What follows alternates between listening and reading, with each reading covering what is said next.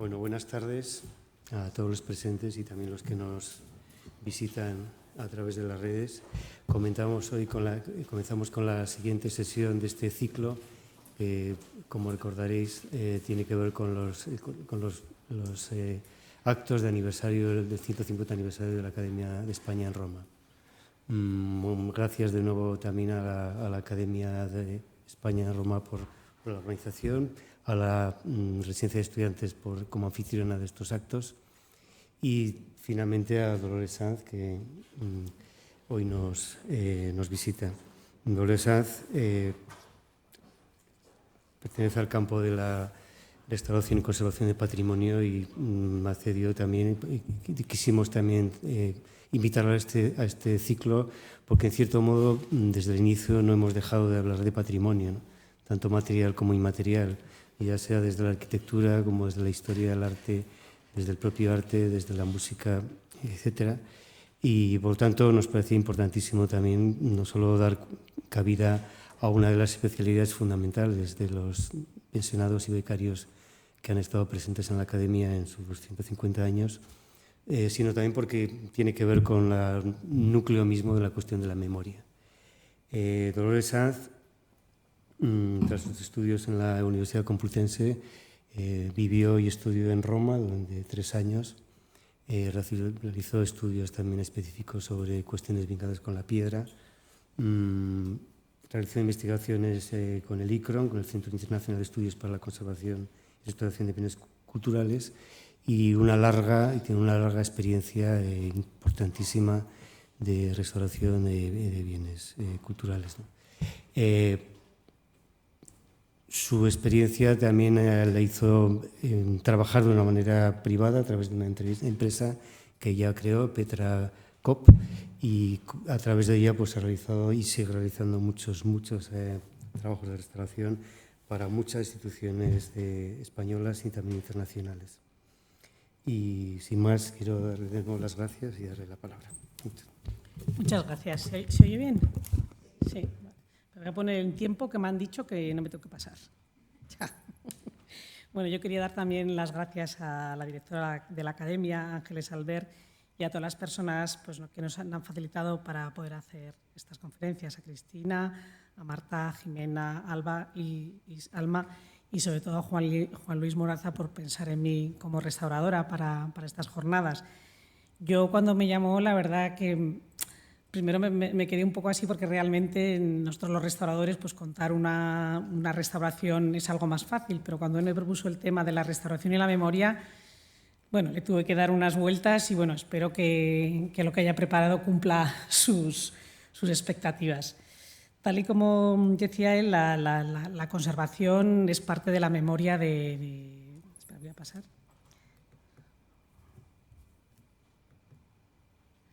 Sí, la conservación es parte de la memoria de los edificios, de las esculturas, de las obras artísticas. Yo voy a intentar hacer un recorrido a través de mi memoria en la restauración, a través de mi época pasada por la Academia Española en Roma, hasta la actualidad que trabajo en la Cooperativa de Restauración Petra, en la que somos tres mujeres, que en restauración casi siempre somos mujeres, no sé por qué. En 1992, cuando yo acabé la escuela de restauración, yo fui con la beca de Roma, era el primer año que los estudios de la escuela de restauración equivalía a un grado universitario y lo que es los estudios de restauración cumplían las expectativas de algo más científico que lo que era un hecho en sí como artesanal de restauración.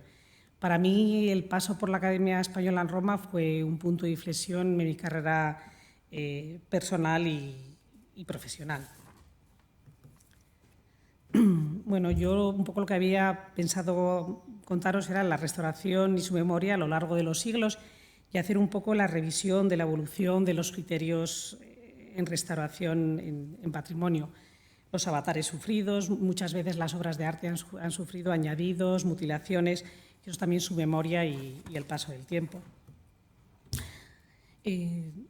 habiendo pasado por Roma, a nosotros nos han llegado muchos del arte griego a través de las copias romanas. Estas copias romanas también era como un acto de conservación, de restaurar, de conservar la memoria de estas obras de arte a través de otras copias. En muchísimas ocasiones los originales eran en otros materiales en bronce y en época romana se hacían en mármol blanco o en piedra. El paso del tiempo en muchas de estas esculturas y los cambios de gustos y criterios, aquí vemos un ejemplo de la escultura romana de Augusto, en la que a nosotros nos ha llegado una escultura casi ausente de color, pero que en realidad todas las copias romanas lo que nos habían hecho sentir era que ese arte clásico era blanco, sin color, y la realidad, tras los estudios de restauración, que la restauración muchas veces contribuye a la recuperación de la memoria, se ha podido recuperar con pequeñas trazas de color, que aquí veis a la izquierda, la reproducción de esa escultura, pues probablemente con la decoración, con el color, que era parte intrínseca. Lo que pasa es que la memoria romana nos ha transmitido estas esculturas con ausencia de color. Aquí vemos el Gálata Ludovisi, que es también una copia romana de una escultura griega en bronce, ¿no? Es el traspaso de la memoria. En época romana, esa concepción de conservar el arte griego a través de las copias llegó a tener tanta repercusión que incluso esta copia del Hércules de la colección Farneso en piedra, que es una copia griega en bronce, los escultores romanos, las copias, esa conservación de la memoria, las llegaban a firmar. Esta está firmada por Glicón. Muchas de esas esculturas después pasarán a conservarse en colecciones privadas en el siglo XVI, XVII y XVIII hasta el XIX. Este es otro ejemplo de Hermes y Dionisio Niño, que es de las pocas esculturas de arte griego encontradas en 1877, que en su momento, cuando se restauró, el ideal y el criterio de ese momento de la conservación de esa memoria del mundo griego era el completar de manera ideal esa escultura, que lo vemos en el grabado. Y tras las últimas restauraciones, pues se ha devuelto a la escultura solo los fragmentos que se considera que fueron los originales. Como veis, estos son gustos y criterios de cada momento, ¿no? Aquí, por ejemplo, tenemos otro ejemplo de una copia de una escultura griega, crisolefantina, que era en marfil y oro, que ha llegado a nosotros también pues, en copias en mármol. Para mí este monumento en Roma, el Coliseo, siempre me pareció un monumento impresionante, y en este momento de esa escasez de materiales, en la Edad Media pues no había esa necesidad como en el momento como en Roma del conservar los edificios. Era más importante la necesidad, la escasez de materiales y el reutilizarlos para construir los nuevos palacios.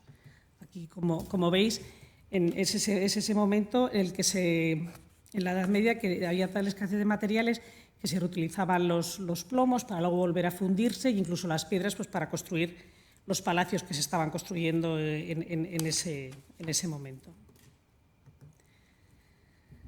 Otro de los edificios que a mí siempre llama mucho la atención es el Teatro de Marcello, que es uno de los espacios que se concibió como teatro romano, pero que luego en el medievo fue transformado como una fortaleza, y en los siglos XV, XVI y XVII como palacio. Llegó a ser palacio de los Orsini. O sea, la memoria de estos edificios permanece, su esencia romana se va transformando a lo largo del tiempo y son parte del edificio. Y en el último momento, Benito Mussolini, con esas ansias de querer devolver la prestancia al mundo antiguo, pues expropió lo que eran las tiendas y lo que había en la parte baja, pero a día de hoy sigue siendo una vivienda, sigue siendo un edificio vivo con su memoria histórica. Y cómo no poner pues los grabados del Renacimiento, en el que en este momento sí que hay una necesidad de volver al mundo antiguo Y en concreto en Roma se redescubren pues, unas galerías con pinturas murales que había cerca del Coliseo, en el Monte Opio. No eran conscientes de que era la Domus Aurea, pero sí eran conscientes de que cuando bajaban encontraban unas decoraciones que les entusiasmaban y que será el origen de los grutescos. Aquí podemos ver la envergadura que tuvo la Domus Aurea, que esto no se ha podido, hasta el siglo pasado no se ha descubierto exactamente hasta dónde llegaba la envergadura, que fue un palacio que fue realmente enterrado y cubierto por completo. Bueno, lo quiso cubrir el emperador Trajano, pero aún así pues no pudieron acabar con él. Y esta es una imagen, es ese momento que decía en el Renacimiento, en el que los artistas se descolgaban y bajaban y veían esas maravillosas pinturas. Incluso en algunos relatos anónimos se habla de que bajaban a comer nuestra panceta, pan, jamón, manzana y vino. O sea, iban como a ver museos, pero ahí a la Domus Aurea con las antorchas. En el 2006, la Domus Aurea, cuando yo volví a Roma, era visitable. Luego se volvió, la sala octogonal, que es un espacio magnífico, se volvió a cerrar por problemas de conservación. Este edificio, como fue enterrado bajo un jardín, tiene muchos problemas de conservación, pero actualmente se ha restaurado. Incluso en el 2019 han aparecido salas nuevas. Esta sería esa sala que apareció en el 2019 y sería ese momento en el que sería la visión que tendrían los artistas cuando bajaban en el Renacimiento a ver esas pinturas, pues estaban cubiertas de tierra, las veían con antorchas y podían ver las pinturas de cerca.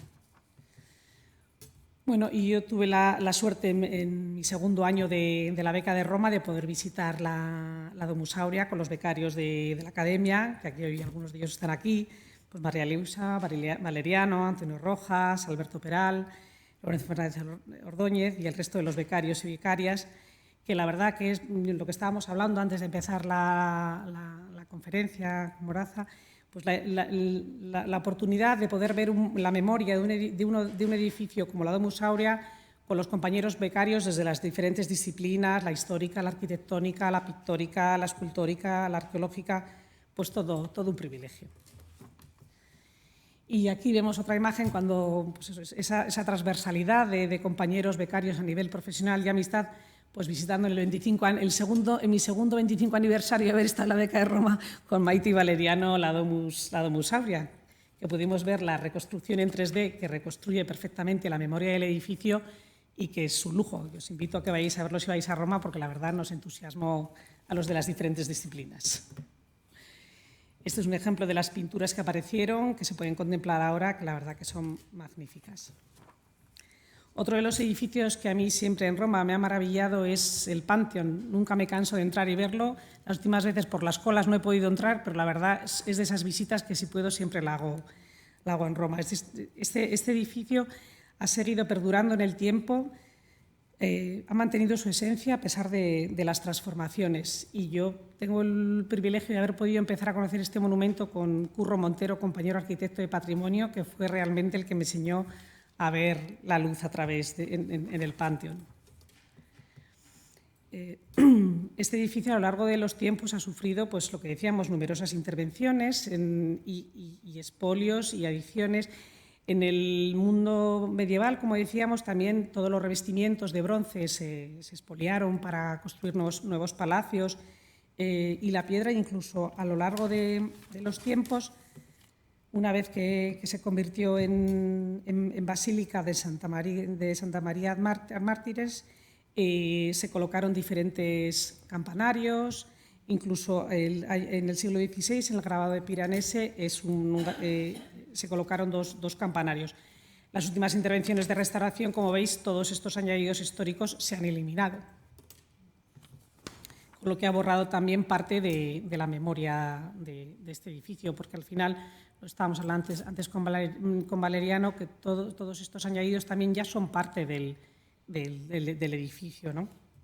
Pero muchas veces por ese afán de querer volver a la esencia, que es la esencia, se pierden fases históricas o partes del edificio al decidir ¿quién decide qué es mejor? Si lo que se construyó en el primer momento o la suma de todos los momentos, la historia del edificio.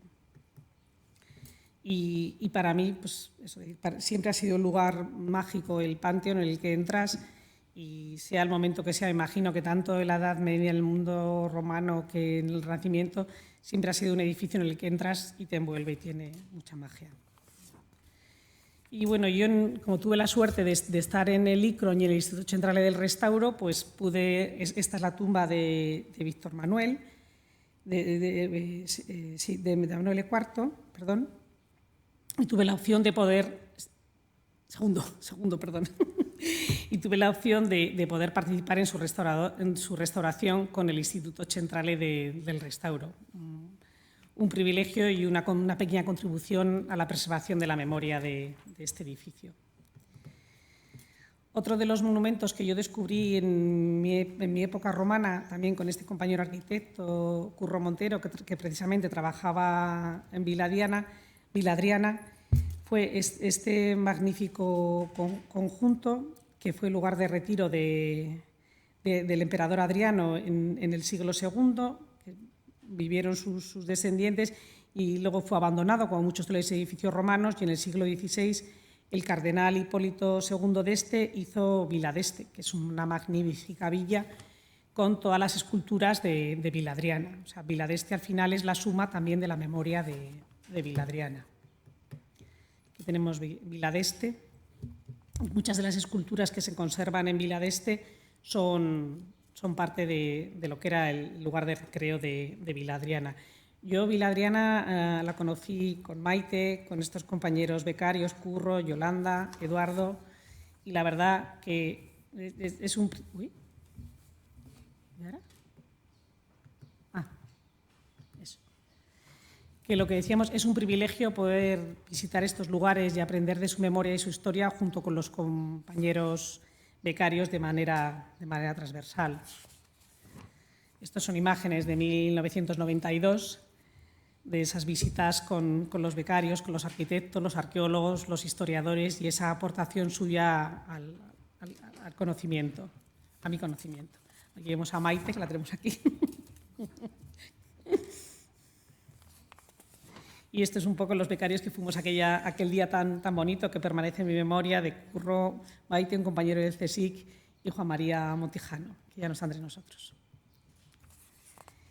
Y cómo no, en el Renacimiento, esa vuelta a redescubrir y poner en valor ese mundo antiguo en el que la estatuaria volverá a tener un valor muy importante.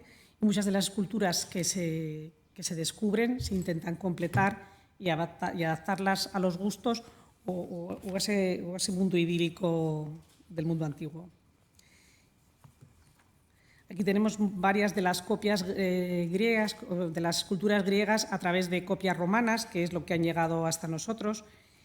En el siglo XVI, en 1506 y 1545, aparecieron las esculturas del Laoconte, del Hércules. Incluso un arquitecto y escultor de la talla de Rafael Sanzio era nombrado comisario de antigüedades, y muchos de los grandes escultores de momento se dedicaban a la conservación del patrimonio, aunque no entendido como ahora, pero a la conservación de estas obras de arte, que luego pasarían a las grandes colecciones. Y muchas de estas obras del mundo antiguo se conservaban. Esto es un grabado de Jerónimo Koch de 1553 del Palacio Capranica en Roma. Muchas de estas esculturas que se redescubrían y se encontraban se incluían dentro de los edificios y los palacios romanos que hoy las podemos contemplar dentro de sus arquitecturas, como el Palacio Capranica, Palacio Farnesio, Villa Medici y los museos capitolinos. Aquí vemos un ejemplo de esos maravillosos patios en Roma que son como un museo, un ejemplo de la conservación de estas esculturas dentro de otro edificio.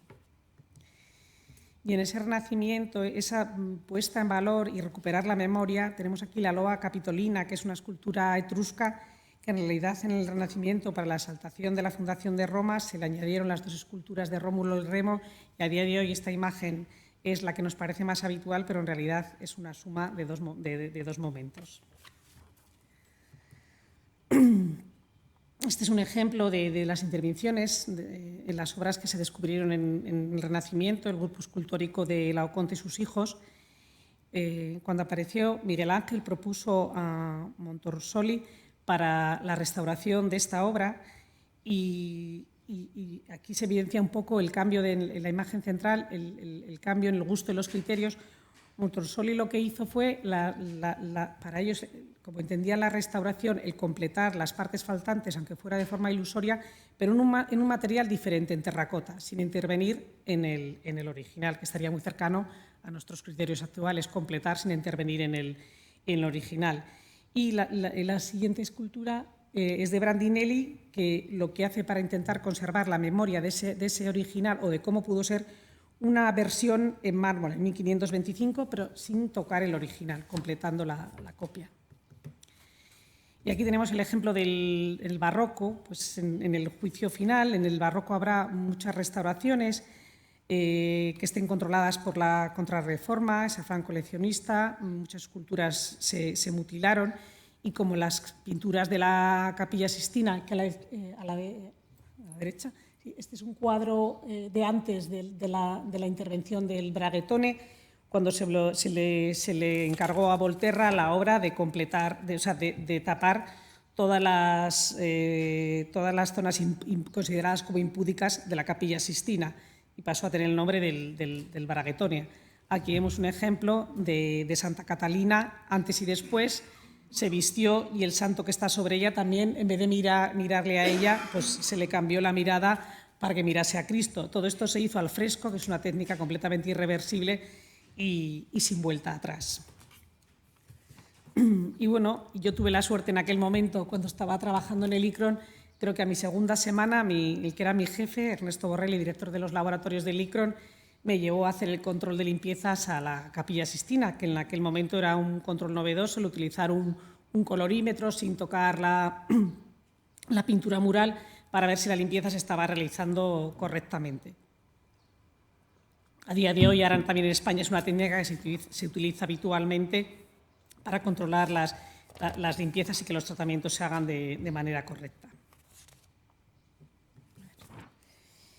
Lo que estábamos hablando de la memoria de la restauración en el siglo XIX, según avanzamos, cambian los criterios, el concepto de la unidad entre la apariencia original y la restauración, las teorías de Winkelmann sobre el origen de la escultura griega, la blancura, el pulido, pues lo que contribuyeron en ese momento es las esculturas que había, se les realizaban limpiezas excesivas y las trazas que podían quedar de color, que muchas de esculturas tenían color, pues eran eliminadas por un concepto erróneo de cómo serían en origen estas esculturas. Aquí tenemos otro ejemplo de estas esculturas en las que aparentemente no quedaba ninguna traza de color, pero los estudios de restauración han descubierto en zonas ocultas pues, los cabellos dorados, los ojos perfilados en negro, que el color siempre había sido, en las que eran originales, el color siempre había sido parte de estas esculturas, pero que la memoria del colectivo se había perdido. De hecho, teníamos una compañera historiadora que estábamos interviniendo en el pórtico de San Pedro en Vitoria policromado y nos decía que prefería ver las esculturas en blanco y negro, que era como las había estudiado. A día de hoy es una especialista también en color, pero esa versión historicista de que el arte antiguo no tiene color, pues la verdad que ha hecho mucho daño. Y en el siglo XIX, aquí pongo un ejemplo de la restauración neoclásica de Valadier y Ester en el Coliseo, que hasta 1749, la verdad, fue una cantera de travertino, se utilizaba para reutilizar todos los materiales y construir los palacios, hasta que se constituyó en una iglesia al aire libre. Y las intervenciones de Ester lo que contribuyeron es a consolidar el edificio, utilizando el ladrillo como material para consolidarlo, con el ideal romántico de cómo podía ser, pero sin ser intervencionista. Aquí vemos un detalle del ladrillo, cómo está consolidando la estructura, pero sin utilizar materiales originales ni hacer restauraciones de estilo. Siguiendo con los criterios en restauración, pues Viollet Leduc, estos son unos bocetos de Notre Dame de París, como él proponía reconstruirlas.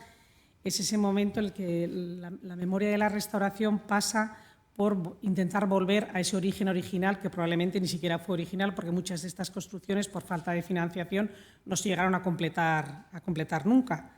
Será el constructor de las iglesias neoclásicas, y aunque no llegó a completar del todo Notre Dame, sí se sustituyeron muchas esculturas que no estaban en buen estado de conservación, y propició pues, una indiscriminada práctica de restauración de estilo, que incluso aunque en España estuvo prohibida por ley, pero no impidió que se practicase. En contraposición con el romanticismo y Ruskin, que para él la memoria del edificio, su esencia, era dejarla como nos lo encontrábamos. Es un ejemplo de la granja de Moreduela. Y Ruskin, para él, los monumentos tenían un principio y un final. Entonces, había que dejar la ruina como testimonio y no interferir en el paso del tiempo. Actualmente, pues, los criterios en restauración, siglo XX y siglo XXI, que nosotros ya hemos pasado de siglo, pues, están avalados por las cartas internacionales de restauración desde 1961. No las voy a enumerar porque son un montón, pero un poquito la intención de estas cartas es que el patrimonio esa memoria de nuestro patrimonio sea de todos y no que la legislación de cada país decida pues, cómo se tienen que conservar los monumentos. Yo creo que no se ha conseguido, pero vamos, sí que hay a nivel internacional pues, como unos criterios en conservación-restauración, que hay organismos como la UNESCO y COMOS que velan por la tutela de esa memoria. Bueno, yo tras haber hecho un poco un resumen de lo que consideraba que podía ser la memoria de la restauración y la restauración un poco en Roma y en lo que yo había vivido, quería hablar un poco de la conservación y restauración del patrimonio desde que yo me formé como restauradora en 1992, que salí de la Escuela Superior de Conservación de Restauración de Madrid, hasta mi paso por el Centro Internacional de Restauración de Bienes Culturales del ICRON en Roma y el ICR, el Instituto Centrale del Restauro. Para mí, mi estancia en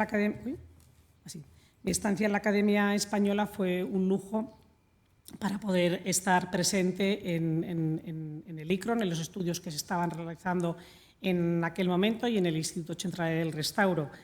En aquel momento, cuando nosotros salimos de la Escuela de Restauración, yo creo que en España faltaba esas publicaciones, esa ciencia en la restauración que en Italia estaba en boga. Y la oportunidad de conocer Roma a través de mis compañeros becarios y becarias, que la verdad que eso es un lujo y me siento una privilegiada.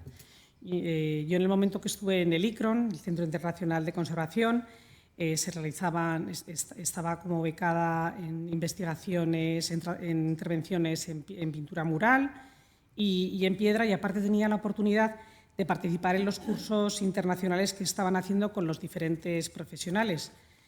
Que creo que es necesario trabajar en conservación-restauración teniendo en cuenta todas las disciplinas, los químicos, los físicos, los arquitectos, los arqueólogos, todas las disciplinas.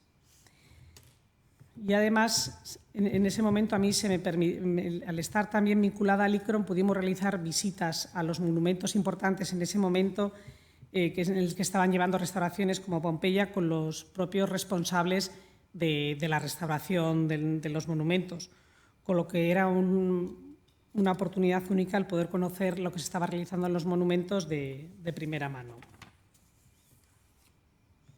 Pudimos ver los frescos de Pompeya con los restauradores que estaban interviniendo en Pompeya. Y en los cursos internacionales del ICRON, la verdad, el poder trabajar con restauradores, arquitectos, químicos de diferentes internacionalidades y países, pues fue toda una experiencia, porque cada uno aportaba los problemas y la trayectoria de la conservación-restauración en sus lugares de origen, y era una apuesta en común. El paso por la Academia de Roma en sí también, el estar con los becarios, en este momento es una imagen de una escultura de Chillida que se llevó a la Academia Española, y estoy con Maite, con Yolanda y con Eduardo de Miguel, que es estar en la Academia Española, esa oportunidad de poder estar con Chillida, hablar de tú a tú con Chillida. Yo creo que fue mi primer contacto con el arte contemporáneo de primera mano con un artista de la talla de Chillida. Y eso era, la Academia Española ofrecía esa oportunidad. Además, cuando estuve en la Academia Española, al estar en el ICRON había hecho la Academia Española, no sé, bueno, creo que todos los que estáis aquí habéis estado, es un edificio que tiene una colección de un ciclo de pinturas al fresco iconográfico de Niccolò Cecchiniani y de la vida de San Francisco, de los más completos. Y en ese momento el ICRON estaba haciendo los estudios y la restauración de estos lunetos en los que pude participar con la compañera restauradora que actualmente está trabajando en los museos vaticanos en restauración de piedra. Bueno, y esta foto la he puesto como era de hace mucho tiempo y digo, mira, pues ala, soy yo en el claustro de la Academia con las pinturas murales hace más de 30 años, pero bueno. Mi paso por la Academia Española quería recalcar que no solo era la posibilidad profesional de aprender, de estudiar, sino que la verdad la Academia era una gran familia con todas las personas que estaban en la Academia y nos ayudaban a que la vida fuera más fácil para nosotros. Un homenaje también a todo, como me imagino como aquí en la residencia de estudiantes, a todas las personas que hacen posible que se puedan hacer los ciclos o que los becarios puedan estar aquí desarrollando su actividad. Aquí estamos con Curro Montero, un compañero arquitecto, y Miquela Gotardo, la restauradora que actualmente trabaja en los museos vaticanos y que fue mi maestra en restauración de pintura mural. La Academia Española ofrecía lo que comentábamos antes, la puesta en común de los trabajos que estaban realizando los diferentes becarios y el poder comentar todos los problemas y las ideas con las diferentes disciplinas. Aquí están Curro, Yolanda, en ese maravilloso claustro de la Academia y ese jardín.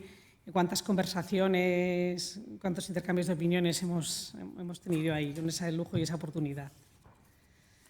Y la Academia Española, aparte de estudiar, pues también alguna fiesta ya hacíamos también, y ese claustro maravilloso en el que se hacían espectáculos y montajes expositivos. Ahí está Alberto Perales. Y María Luisa Rojo, pues que tuve la oportunidad de conocer el grabado y la técnica del grabado con María Luisa Rojo en esta imagen de Pilar Insertes, pintora compañera también becaria, y que fue un lujo pues, poder conocer el grabado de primera mano con María Luisa Rojo. Y yo, tras mi experiencia en Italia, lo quería un poco transmitir también que a la vuelta, o sea, de cuando yo me fui a lo que se está realizando ahora en España, creo que ahora realmente aquí se están realizando trabajos de primera fila. Y este es un ejemplo, bueno, sobre todo en Italia lo que yo más pude percibir es que las técnicas de ejecución, piedra, pintura al fresco, y que nosotros aquí en España tenemos los conjuntos de pintura monumentales, de pintura policromada más importantes, y que la pintura que tenemos aquí es al seco, ¿no? El fresco es muy difícil encontrártela.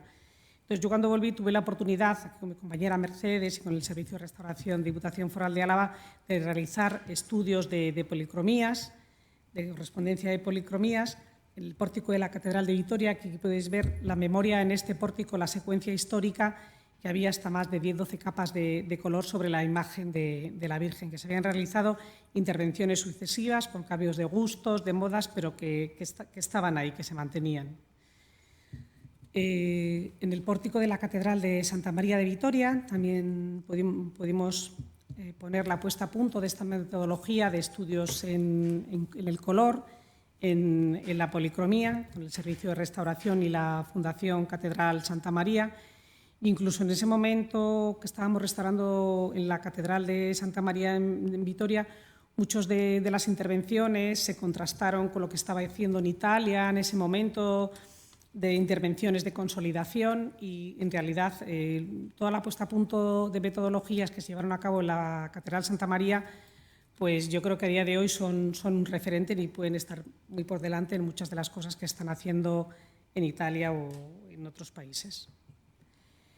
Este es el pórtico de la Catedral de Santa María de Vitoria antes de la restauración, y esto fue tras la restauración, que tras un estudio exhaustivo en el que estuvimos más de 2 años allí haciendo la restauración, el estudio y la restauración, pudimos estudiar, en este caso concreto, en los criterios de restauración de los años 80, eso que hablábamos de Winkelmann, que se mantiene en el tiempo.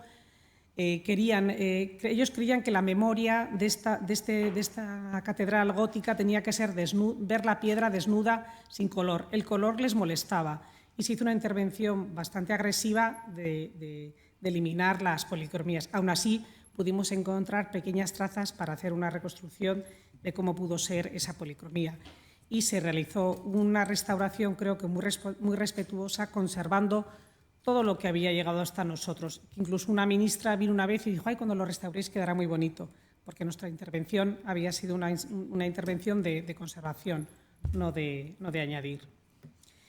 En este caso, lo que os comentaba, en la intervención de los 80 se habían eliminado todas las trazas de color, pero los estudios en restauración que se estaban desarrollando en la Catedral de Santa María en conjuntos monumentales, que fue en este momento pionero a nivel nacional e internacional, se llegó a hacer una reconstrucción con luz sin intervenir de una de las capillas, de lo que pudo haber sido en su día el color.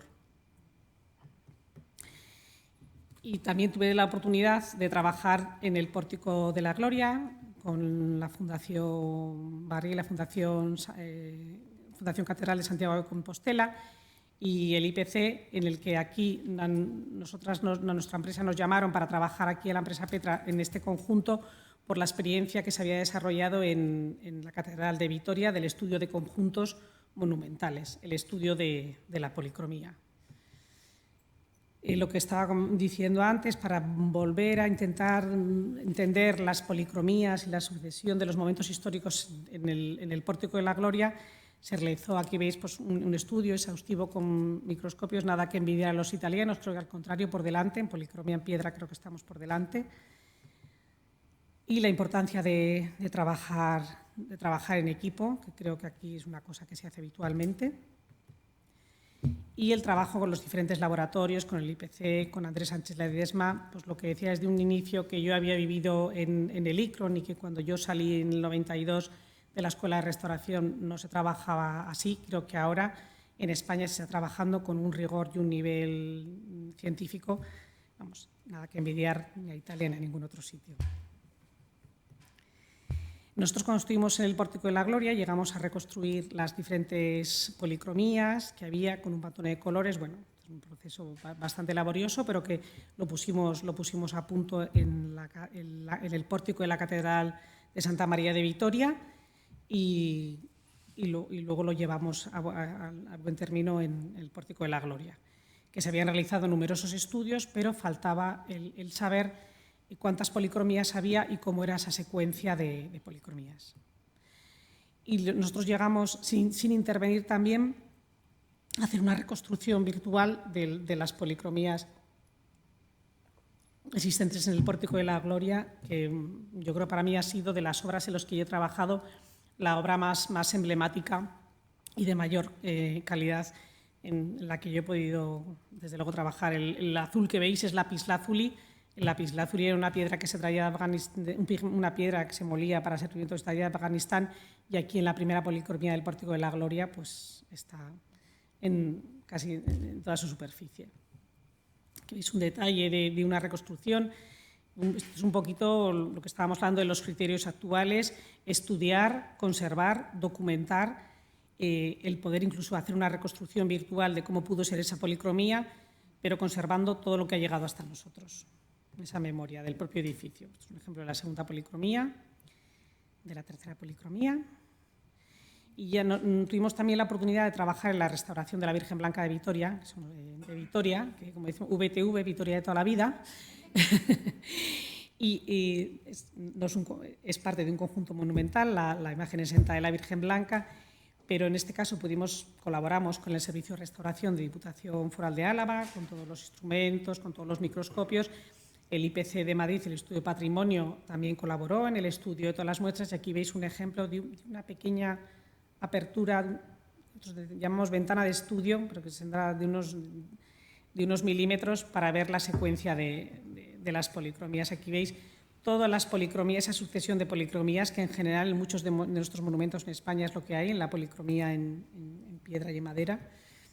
Y aquí la ponía porque después de todos los estudios que realizamos en el pórtico de Santa María en Vitoria, en el pórtico de la Gloria, aquí en la Virgen Blanca se pudo hacer una reconstrucción en 3D de las policromías que se pudieron reconstruir, que es una forma de transmitir cómo pudo ser la imagen de esa Virgen, pero sin tener que tocarla.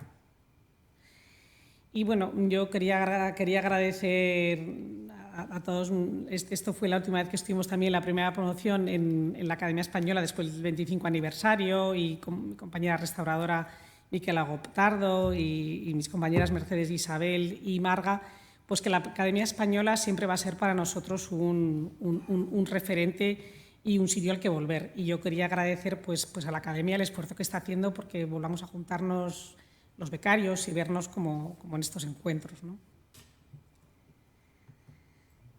Y bueno, no quería terminar sin contar que ahora estamos restaurando la Puerta de Alcalá. No ha tenido que venir ningún equipo italiano, sino que somos un equipo de aquí todos, colaborando con el IPC y la empresa Fernández Molina. Nosotros estamos en la restauración de la consolidación de las esculturas, y yo creo que, vista atrás en la memoria, creo que ahora en España se están haciendo restauraciones de primera fila, con muy buenos profesionales, que esa traslación de conocimientos de arquitectos, geólogos, biólogos, creo que ahora en España se está dando y trabajando todos en equipo, y creo que no tenemos que envidiar nada ni a Italia, que probablemente ha sido la cuna en la que nos hemos formado muchos de los restauradores, pero creo que aquí ahora en España pues, se está trabajando con un muy buen nivel de restauración.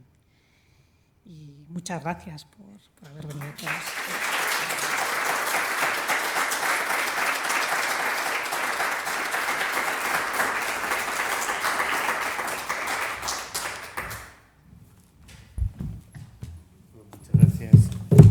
Me habéis dicho que sea breve, ¿eh? Para luego poder hablar. Lo breve sí bueno, 2 veces breve, ¿no? Bueno, muchas gracias, Dolores, por transmitirnos esa vivencia, esa experiencia, tanto personal como profesional, que creo que pone sobre la mesa un montón de aspectos que tienen mucho que ver no solo con las responsabilidades que implican el patrimonio, ¿no? La responsabilidad, y que afectan no solo a la dimensión profesional, sino también a la dimensión casi política del patrimonio, ¿no? Así que creo que has transmitido bien de qué modo la conservación y la restauración no solo tienen que ver con un conocimiento de la historia, sino también de la filosofía de la historia, ¿no? Sí. Que hay un montón de errores históricos que tienen que ver con interpretaciones y que sin embargo afectan a lo real del patrimonio, ¿no? Y eso me parece que es importante, ¿no? Y la importancia también de entender que todas las disciplinas hoy en día son transdisciplinares, ¿no? Que, digamos, de alguna manera cada disciplina del saber humano incluye todas las demás. Y solo los equipos y esa mirada transdisciplinar de la propia disciplina puede permitir atender a los retos que implica el patrimonio. Sí. Y eso me parece que es también muy importante. Y por otra parte, también respecto a la cuestión de la memoria, digamos que has hecho una especie de memoria de la restauración como en memoria, ¿no? Sí. Con lo cual se han mezclado simultáneamente muchas cosas que aluden también a la propia idea de los estratos, ¿no? La idea de la policromía entendida también como una especie de color después de un color, después de un color, después de un color, que hacen un poco como la estratigrafía de la historia. Solo uno de los ejemplos de patrimonio está incluido un montón de tiempos, de vivir muchos tiempos simultáneos, ¿no? En cada objeto que de repente cae en las manos de un equipo de restauración que tiene la responsabilidad no solo de intervenir, sino también y sobre todo de estudiar. Sí. Eso me parece que es también muy importante resaltarlo. Y finalmente eso tiene que ver con otra cuestión política que tiene vinculada con la propia, digamos, la ideología del pasado, ¿no? Es decir, que cada presente asume de alguna manera una responsabilidad y la lleva por los terrenos que cree, ¿no? Has situado también como la diferencia radical que existió casi recientemente en los últimos siglos entre una mirada clásica o neoclásica y una mirada romántica, ¿no? Sí. Entonces, cada una tiene una ideología para el pasado totalmente distinta y eso también ha destruido mucho patrimonio, no solo lo ha conservado, ¿no? Y me acordaba de la importancia, por una parte, del culto al pasado y por otra parte del culto a la ruina, ¿no? Y me ha venido a la memoria una cuestión vinculada con el pensamiento del futuro pasado de nuestro presente a través de la teoría de las ruinas, del valor de las ruinas del arquitecto de Speer, ¿no? El arquitecto de Hitler, ¿no? Que convenció al Tercer Reich de que las ruinas del propio Tercer Reich tenían que seguir transmitiendo, una vez que quizá muera el Tercer Reich, tiene que seguir transmitiendo la gloria del Reich para el futuro, para la reconstrucción futura de un cuarto, de un quinto, de un séptimo Reich, ¿no? Entonces, esa idea que fue muy polémica en su momento, porque para algunos nazis esto era como el reconocimiento de que quizá íbamos a perder la guerra. Sin embargo, lo que hizo fue lanzar una ley de ruinas que implicaba que de cada edificio institucional el arquitecto también tenía que pensar cómo iba a quedar una vez que iba a ser destruido, ¿no? Y eso genera también toda una mirada, digamos, romántica, pero por futuro más que por pasado, ¿no? Entonces, todo eso creo que me parece que es muy fascinante, tal como esta mirada transversal de la historia, que es muy fascinante por eso, ¿no? Porque nos enfrenta al compromiso que tenemos con el futuro de nuestro presente una vez que sea pasado, ¿no? Porque la idea de Speer tenía que ver con la sensación que tenía de lo horribles que eran las ruinas de los edificios modernos, ¿no? Con hierros retorcidos y que de cierto modo era un tipo de ruina que dejaba poco para el futuro. Y creo también asumir esto desde la cuestión de la conservación respecto a la propia arquitectura contemporánea, creo que puede ser un debate. Pero bueno, hay tantas cosas que iba anotando que me gustaría en todo caso que alguien del público, si tiene alguna cuestión o pregunta, que hacerle.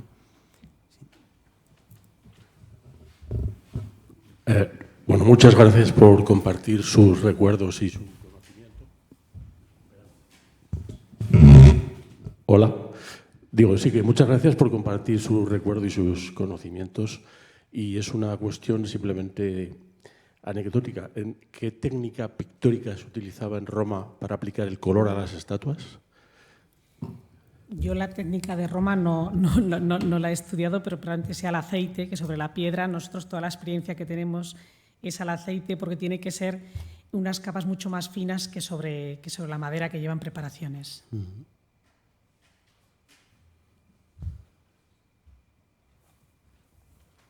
Gracias. Bueno, gracias, Dolores, por este bonito recorrido por la memoria de tu profesión y de nuestra estancia juntas en la academia.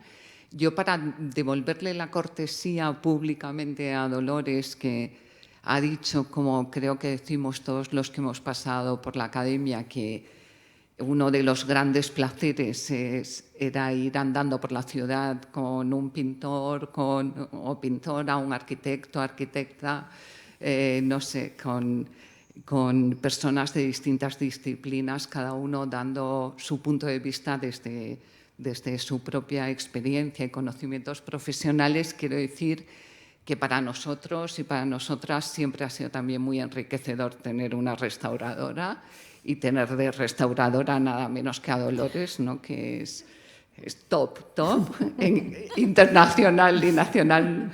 Y sobre eso quería recordar una anécdota más reciente de hace poco antes de la pandemia, en uno de los múltiples viajes que hemos vuelto a hacer juntas a Roma. Fuimos a visitar a su colega y maestra Michela Gotardo, con quien estuvo restaurando los lunetos del claustro de la Academia. Michela Gotardo trabajaba en ese momento en el Vaticano como restauradora, y hubo un momento en que a mí me gusta mucho cuando se encuentran ellas y hablan de su disciplina, porque se ponen a hablar como de la cocina verdadera de las prácticas artísticas. Entonces empiezan a decir, no, pues nosotras ahora hacemos esto así o asado, con esta técnica, o la otra con este material o el otro. Tenemos un proveedor en Alemania que está muy bien y tal. Y yo las vi ahí hablando y Dolores ya había restaurado el Pórtico de la Gloria, y les dije, realmente esto es un lujo, porque es como tener al maestro Mateo y a Miguel Ángel hablando de la cocina de su arte. Y solo quería decir eso para devolverte la cortesía.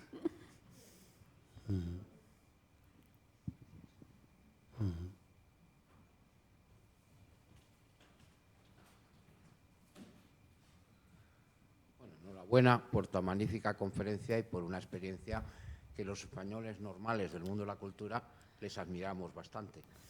Yo tuve la suerte hace unos años de participar con una directora de la Academia de Roma, que supongo que habrá participado estos días. Siento por mis obligaciones solo haber podido venir hoy, y la verdad es que mereció mucho la pena. Entonces yo claro, deduzco que usted es una gran experta en restauración escultórica, y a mí me gustaría hacer una pregunta sobre restauración de pintura. Pero también en pintura, ¿eh? Bien, estupendo. Es algo que salió mucho en los periódicos, por si usted ha oído algo. En primer lugar, yo conozco muy bien el Colegio Español de París, he dado conferencias allí. Me gustaría que me hiciera alguna comparación, porque yo no tengo la suerte de conocer ese maravilloso lugar en el que ustedes han estado, ¿no? Y si usted ha seguido las cosas que han pasado en esta extraña España nuestra, se apuñalaron 2 cuadros en el Museo del Aire, del cual yo fui responsable, el director técnico, 20 años. Desde luego ocurrió no estando yo allí, y además encargaron la investigación al que era, para mí, responsable indirecto, porque era el que estaba ese día de servicio y era una persona que era una completa calamidad.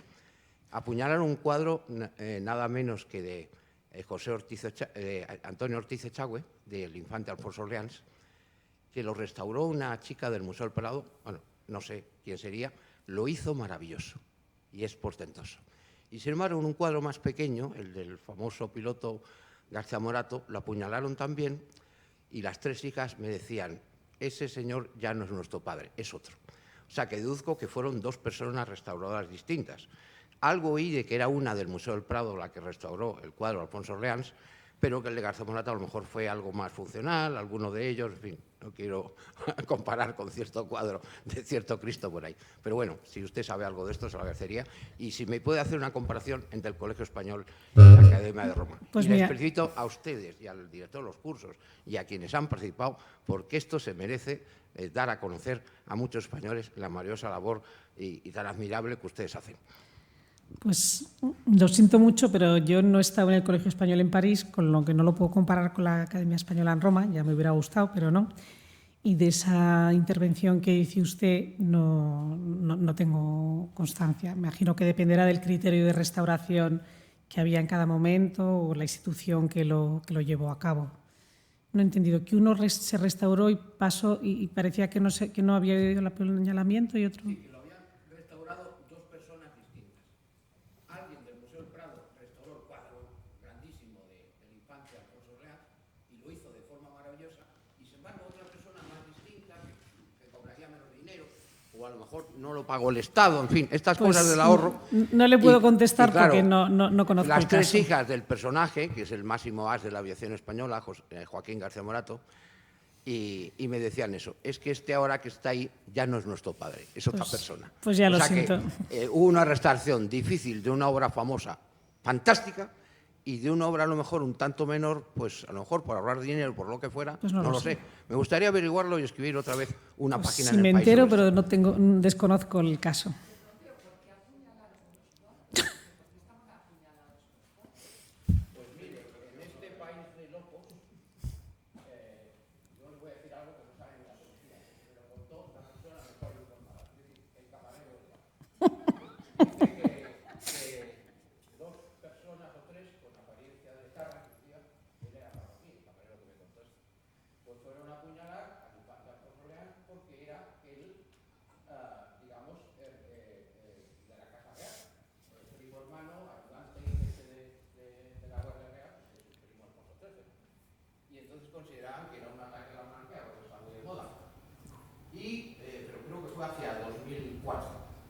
Y el segundo cuadro de García Morato pues era el as de la aviación franquista, que a nosotros nos da igual, porque estaban ya impuestas por mí todos los actos republicanos. Ahora están algunos todavía, y toquemos madera porque sí casi, porque allí yo he interpretado la memoria histórica, la de todos los españoles. Y he puesto, porque yo tengo así familiares puestos en la guerra civil en los tres bandos. Tengo a Rico Bello de la Tercera España. Pero eso es la absurda, que dos obras magistrales, sobre todo la de Alfonso Lán, que recomiendo que la vean, porque la restauradora del... En todo caso, bueno, son temas que se nos escapan un poco.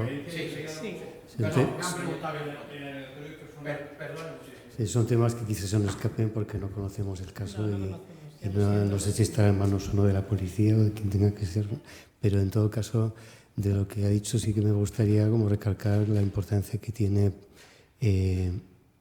respecto al enriquecimiento patrimonial que supone centros de estudio como la propia Academia de Bellas Artes o sus homólogos en París o en otras ciudades importantes donde España también tiene representación, con centros donde la excelencia de algunos jóvenes investigadores y creadores de alguna manera es premiada con una oportunidad de formación al más alto nivel, y eso creo que sí que hay que destacarlo porque forma parte de la historia, del presente y esperamos que del futuro de la propia Academia de España en Roma, ¿no? Y no sé si... ¿sí? No, que conste, para cerrar un poco el ciclo y seguir con otra pregunta, pero que sepáis que Marga está escuchándoos porque está al otro lado, pero Ángeles, la directora también, y Cristina están detrás viendo, bueno, detrás están allí, y os dan las gracias, por supuesto, y yo también, como la persona que me he encargado de coordinar este ciclo, de vivir varios tiempos a la vez, darles las gracias a Juan Luis, a ti, a Dolores, y bueno, a las que estáis por aquí y a las que vais a estar, porque ella le toca la semana que viene en Málaga, con Maite también, y el ciclo continúa, y nada, pues ha sido estupendo. Bueno, Alberto también está, Alberto Peraz también le mandó una foto y ha dicho, bueno, con casco, no puede ser. Sí, en cierto modo, el elenco de becarios y pensionados no deja de ser una comunidad de aprendizaje, ¿no? Y bueno, con esto acabamos hoy. Entonces, me he acordado también de un proverbio masái que lo tengo siempre metido en la cabeza, que dice algo así como: uno no hereda la tierra de sus antepasados, sino la toma prestada de sus descendientes. Creo que este alegato como a la responsabilidad patrimonial seguramente sea una buena final para también anunciar la última de las sesiones de este ciclo, que tendremos la próxima semana en el mismo sitio, a la misma hora, de la arqueóloga presente también aquí, Fabiola Salcedo, a la que también ya empiezo a agradecer la sesión de la próxima semana, que completa, como digo, este ciclo y que creo que es una buena desarrollo a partir de toda la charla de hoy. Muchas gracias por su presencia y nos vemos la próxima semana. Muchas gracias.